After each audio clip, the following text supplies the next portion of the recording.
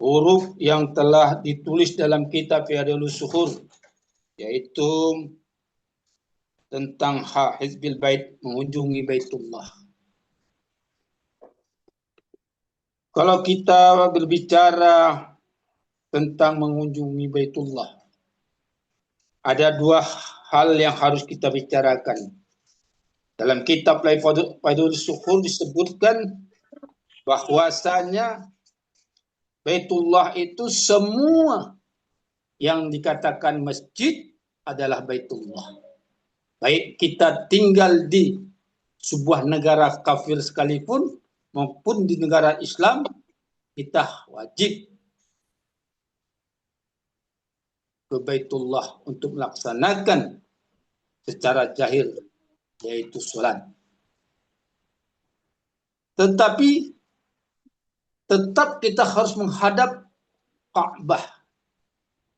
Apa perbedaan Baitullah dengan Ka'bah? Kalaulah kita kaji, Baitullah itu adalah rumah Allah. Jadi rumah Allah yang ada di setiap muka bumi ini, masjid-masjid itu adalah rumah Allah yang disebut dengan Baitullah. Sedangkan Ka'bah itu adalah tujuan jasad kita menghadap ke Ka'bah yang ada di Mekah Munawwarah. Bukan menghadap ke Mekah, tetapi menghadap Ka'bah. Maka itu disebut dengan sholatnya jasad. Maka ke Baitullah itu hampir semua kita ini ke Baitullah. Walaupun kita tinggal di negara Yahudi sekalipun, Amerika sekalipun, kita tetap pergi. Seperti Bunda Wahyu yang tinggal di London. Jumatan pergi ke Baitullah. Walaupun Baitullah itu jauh pergi. Itulah yang disebut rumah Allah. Sedangkan menghadap kita itu kemana? Ke Ka'batullah. Ka'bah. Yaitu Ka'bah yang ada di Makkah Munawwarah. Maka kita ketahui sekarang ini, hampir seluruh dunia umat muslim dan muslimat, baik lelaki maupun wanita, sekarang yang telah mendapatkan haknya untuk berangkat menunaikan ibadah haji ke Baitullah. Hari ini masuk malam 12, 11, 12, 13. Jadi ini sekarang tadi pagi saya dihubungi sama Kiai Didin dari Mina. Mereka bersiap-siap akan melaksanakan lempar jumrah yang kedua. Besok mungkin lempar jumrah yang ketiga, baru mereka ke Makkah untuk tawaf. Ini menunjukkan seluruh kita ini wajib hukumnya ke Ka'bah, ke Baitullah, haji. Karena itu merupakan rukun Islam. Rukun Islam kita yang terakhir, yang kelima adalah melaksanakan haji ke Baitullah, ke rumah Allah, Baitullah atau ke Ka'bah bagi mereka yang mampu. Yang nggak mampu berangkat ke Mekah Al-Munawwarah, ke Baitullah, ke Ka'bah, maka bagi laki-laki wajib sholat Jumat. Maka sholat Jumat orang yang tidak mampu ke Mekah haji, maka hajinya adalah pada saat Jumat. Maka bagi laki-laki itu wajib untuk melaksanakan sholat Jumat. Tidak ada alasan apapun, kecuali dia sakit, tidak bisa bergerak, bertidur di atas tempat tidur, maka dia tidak pergi Jumatan. Ini menandakan apa? Pentingnya bagi seorang Islam secara syariat itu ke Baitullah. Maka haji itu ada dua. Ada yang disebut dengan haji syariat dan ada yang disebut dengan haji thariqat. Kalau haji syariat itu melaksanakan semua rukun-rukun. Dari mulai pertama kali kita memakai baju ihram. Sebelum kita masuki kota Makkah, Lalu kita masuk kota Mekah, lalu tawaf kudum, segalanya wukuf di Arafah. Setelah itu kita ke Mudalifah. Baru kita ke Mina melempar jumrah. Ini merupakan rukun-rukun yang dilaksanakan oleh raga jasad kita sesuai dengan perintah Rasulullah Muhammad SAW. Maka mengapa ada yang disebut dengan haji syariat, ada yang disebut dengan haji torikat. Haji torikat itu adalah haji kalbu. Dan dia ini tidak akan dapat haji torikat apabila belum mendapat hak talqin zikir. Belum bertemu dengan mursyid. Dia tidak akan dapat haji torikat. Jadi yang haji itu adalah ruhnya. Kalau yang tadi haji syariat itu, yang haji itu adalah jasadnya. Syariat. Maka Allah menciptakan dua dimensi dalam kehidupan. Kehidupan yang pertama diciptakannya Adam dari tanah. Dan kehidupan yang kedua adalah diciptakan ruh untuk menghidupkan jasad tersebut. Ini tidak bisa dipisahkan. Kedua-duanya mendapat hak hukuman. Kedua-duanya itu mendapat perintah dari Allah SWT. Si jasad dapat perintah. Sedangkan si ruh juga dapat perintah dari Allah SWT. Untuk apa? Melaksanakan semua perintah Allah. Termasuk haji. Maka bukan hanya haji aja. Sholat juga ada sholat syariat, ada sholat tarikat. Maka di dalam kitab Sirrul Asrar disebutkan bahwasanya haji tarikat merupakan menyembelih nafsu mutmainnah dalam hati kita. Melazimkan zikir asma di dalam hati kita. Yang disebut dengan ismu jah dan ismu azam. Ini yang kita sebut. Maka ada yang disebut dengan wukuf di Arafah. Wukuf di Arafah jadi syariat adalah di Arafah di Mekah.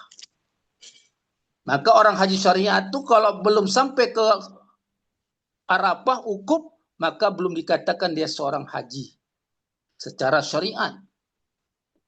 Maka haji itu adalah Arafah. Kalau dia tidak sampai ke Arafah, maka disebut umrah. Kalau dia tidak punya wukuf. Berbeda dengan hajinya kalbu, hajinya torika. Hajinya kalbu melaksanakan wukuf Arafah itu dengan tawajjuh.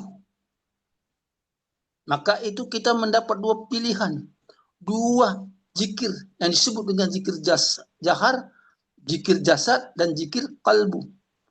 Maka itu orang yang sudah mendapatkan talqin zikir, sudah menjadi haji. Haji jadi. Karena ruhnya sudah tembus ke alam Jabarut. Maka di saat Rasulullah SAW Mi'raj, Rasulullah berjumpa dengan Nabi Ibrahim di langit ketujuh. Di langit ketujuh itu Nabi Ibrahim lagi bersandar. Disebut dengan Baitul Ma'mur. Baitul Ma'mur itu adalah tempat tawafnya para nabi dan rasul dan ruh dan para malaikat sebelumnya. Dan sampai sekarang ruh-ruh para nabi terus bertawaf di Baitul Ma'mur. Dan Baitul Ma'mur dengan Ka'bah dengan Baitullah itu secara vertikal sumbunya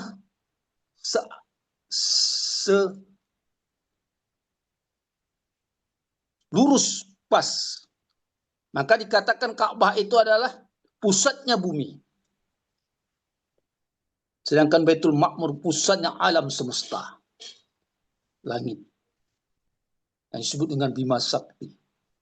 Maka perjalanan ruh itu sangat jauh. Berbeda dengan perjalanan jasad. Perjalanan jasad hanya sampai ke liang lahat. Hanya sampai ke Baitullah, Ka'bah. Sedangkan perjalanan ruh sampai ke hadapan Allah Subhanahu wa taala bagi mereka yang sudah mendapat hak talqin zikir. Maka bersyukur kita kepada Allah Subhanahu wa taala. Kita sudah haji jadi. Walaupun kita secara jasad belum sampai ke Mekah, tapi kita sudah sampai ke Baitul Ma'mur. Itulah kalbu kita. Maka wukuf kita itu adalah tawajuh. Selalu. Berapa kali kita melakukan tawajuh? Sehari semalam secara 5 kali kita wukuf di Arafah. 5 kali sehari semalam. Itu tidak termasuk sunat. Tidak termasuk kita di luar daripada itu. Setelah selesai fardu, kita berzikir jahar, lalu kita berzikir khafi.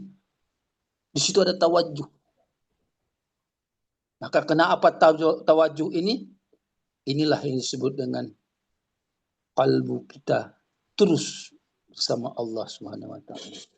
Ingat Allah dalam keadaan bagaimanapun dan dimanapun.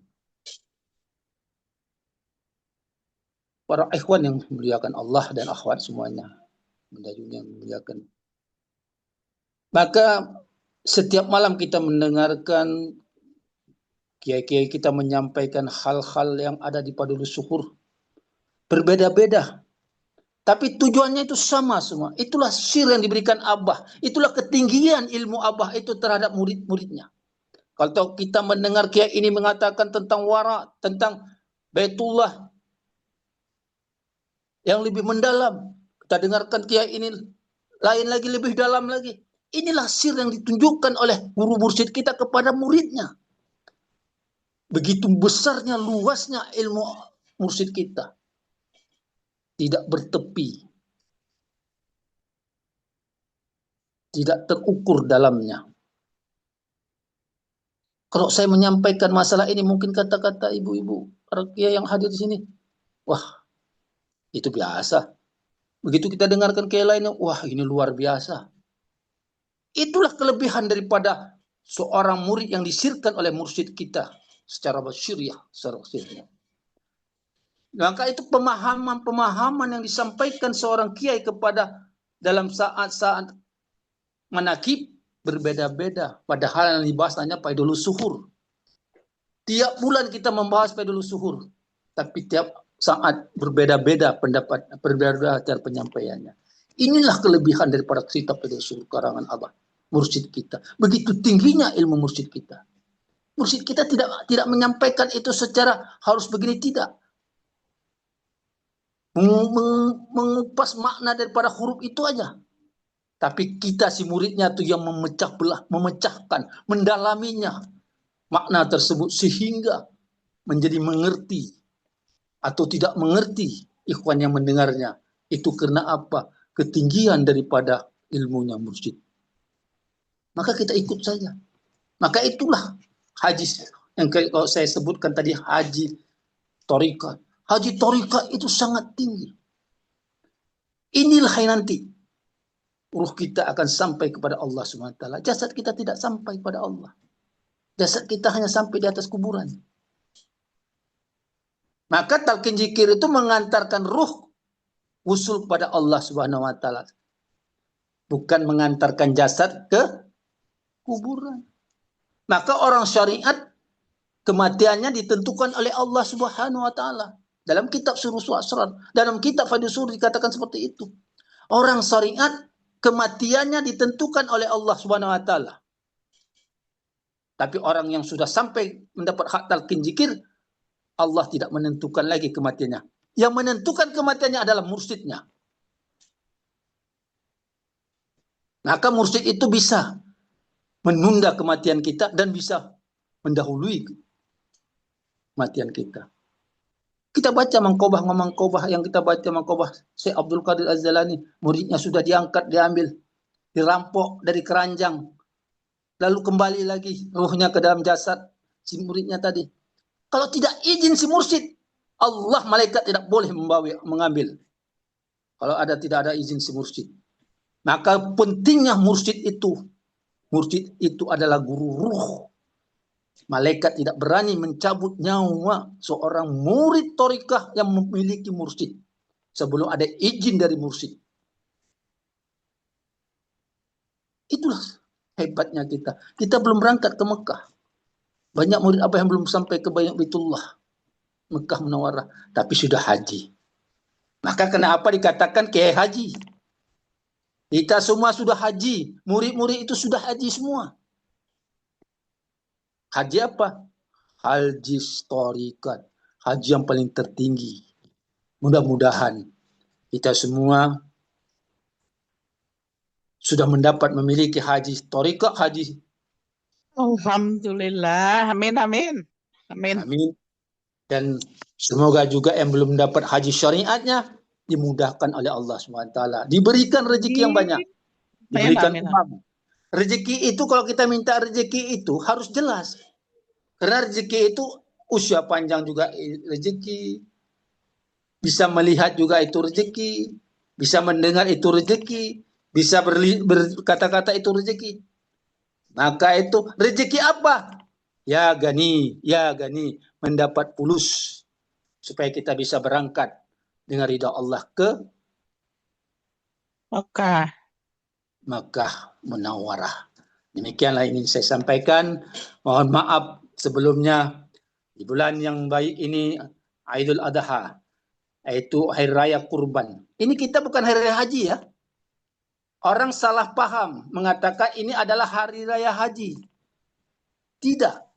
Ini adalah Hari Raya Idul Kurban, Idul Adha. Orang haji di sana dia tidak merasakan Hari Raya. Kita Hari Raya di sini, mereka lagi orang haji itu lagi melempar jumrah. Jumrah kedua atau jumrah ke-1. Mereka tidak merasakan Hari Raya. Maka kita selalu salah menyebutnya Hari Raya Haji. Padahal orang haji sendiri di sana tidak Hari Raya di Mekah. Dia lagi lempar jumrah. Maka dikatakan ini adalah Hari Raya Idul Kurban, Idul Adha. Penyembelihan hewan yang pertama kali dilakukan dulunya oleh Nabi Adam alaihissalam. Yang disebut dengan Qabil dan Habil tadi itu mengkurbankan hartanya. Habil dan Qabil. Lalu di masa Nabi Ibrahim alaihissalam disuruh lagi saringan itu untuk melakukan kurban. Yang dikurbankan anaknya. Tapi sebenarnya itu adalah sebuah kibas. Nah, jadi kita harus pahami dulu. Jangan sikit-sikit kita katakan selamat Hari Raya Haji Pak. Pak Haji aja di sana lagi di Mekah lagi lempar jumrah, dia nggak ikut haji, dia nggak naik haji dia. Nggak lagi memperingati Hari Raya dia. Ini adalah Hari Raya Idul Adha Kurban. Mudah-mudahan sedikit demi sedikit, saya pun baru dapat sir tadi barusan mengatakan haji. Hari Raya ini bukan Hari Raya Haji, Idul Kurban. Saya nggak tahu, dapat sir. Mudah-mudahan ini benar. Kalaupun salah, biarlah salah. Karena yang salah itu pasti benar. Wabillahi taufiq wal hidayah. Wassalamualaikum warahmatullahi wabarakatuh.